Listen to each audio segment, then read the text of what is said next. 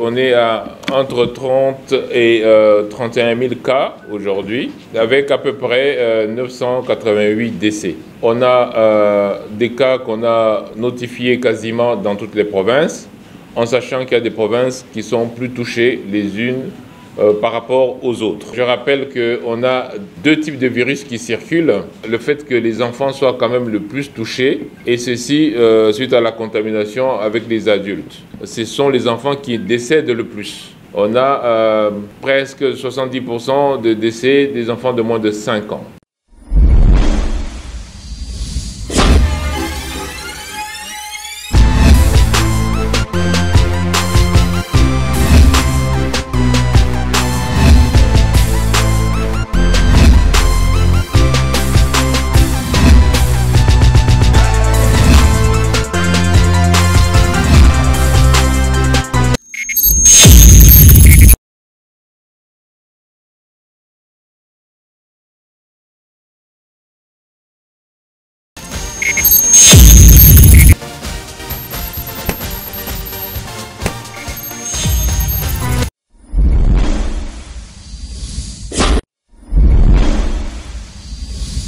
D'organiser cette conférence de presse pour vous mettre à jour de l'évolution de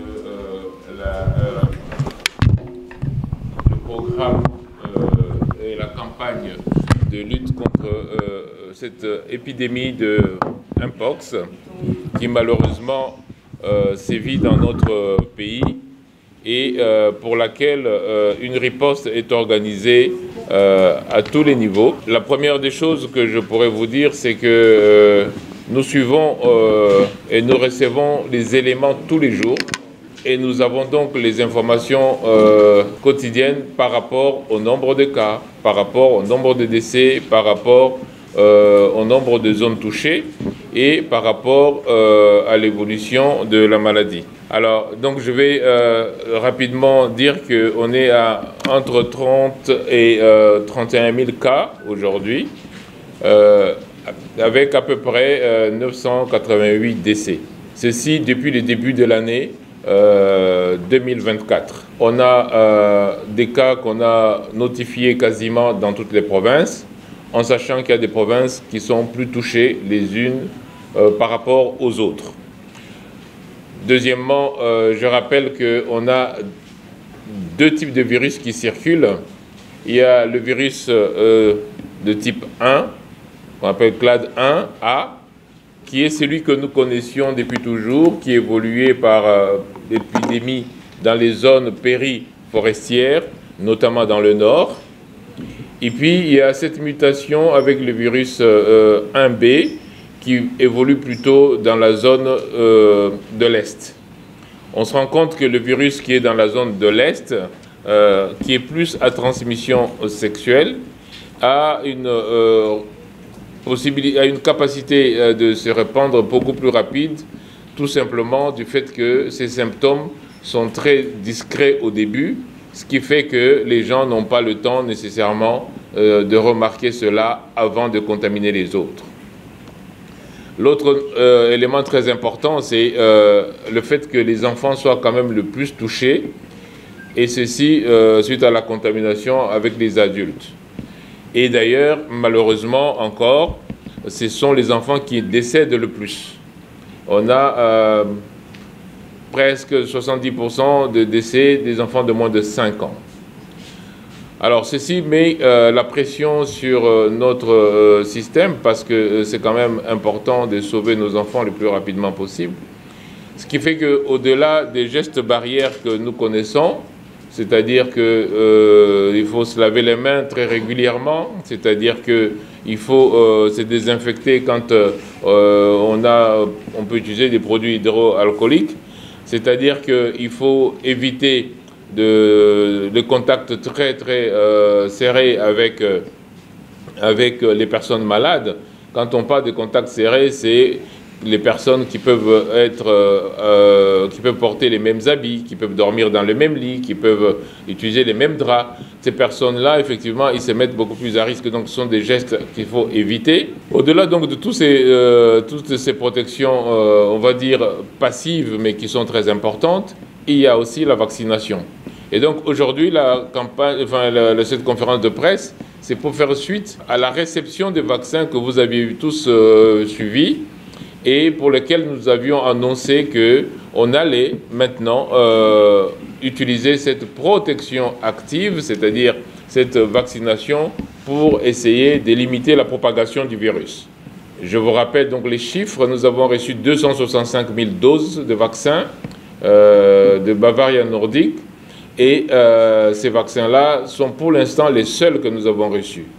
Nous les avons reçus de l'Union européenne pour à peu près un peu plus de 200 000 doses. Nous les avons reçus aussi des États-Unis avec Gavi pour à peu près 65 000 doses. Et donc ce sont les doses que nous avons. Les besoins sont beaucoup plus importants. Vous pouvez imaginer que dans un pays de 100 millions d'habitants, ce n'est pas avec 265 000 doses qu'on résout le problème.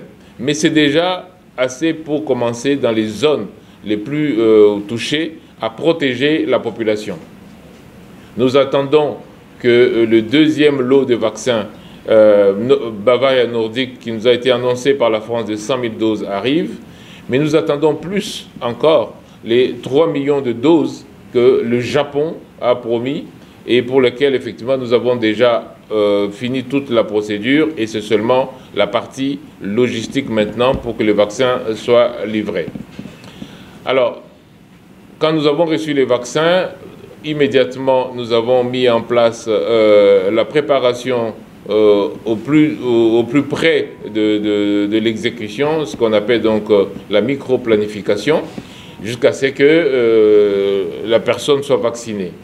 Cette micro-planification est maintenant terminée et c'est pour cela que nous lançons à partir de demain, le 5 octobre, la campagne de vaccination.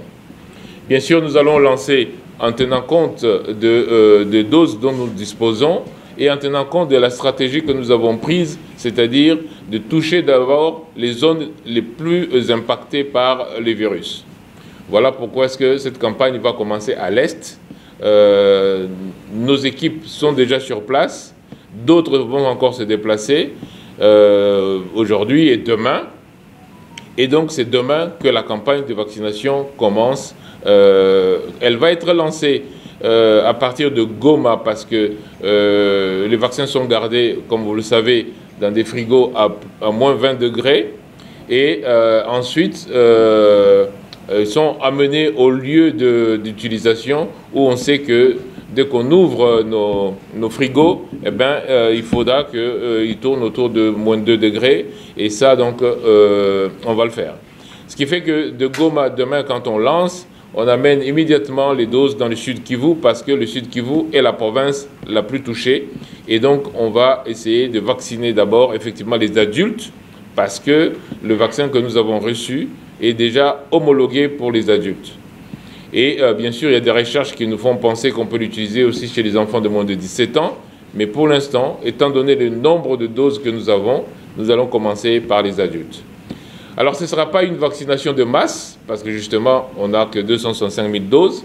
Quand bien même on aurait les 3 millions de doses des Japonais, ça ne sera toujours pas une vaccination de masse. Et c'est pour ça que la stratégie, c'est de vacciner les personnes les plus à risque. Et ces personnes-là, c'est plusieurs catégories. La première catégorie, ce sont les contacts directs, comme j'ai dit, les gens qui vivent vraiment avec les malades. Ces personnes-là, il faut les protéger. La deuxième catégorie, effectivement, ce sont les personnes qui sont en contact avec le malade, mais pour des raisons professionnelles, parce qu'il faut protéger aussi nos prestataires de soins pour qu'ils n'attrapent pas la maladie. Et puis, nous allons aussi protéger les personnes qui ont des problèmes de santé qui peuvent les exposer davantage à la maladie.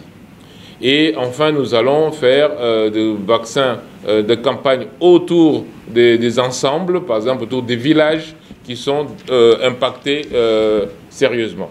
Voilà à peu près ce que je peux vous donner comme information par rapport à ça.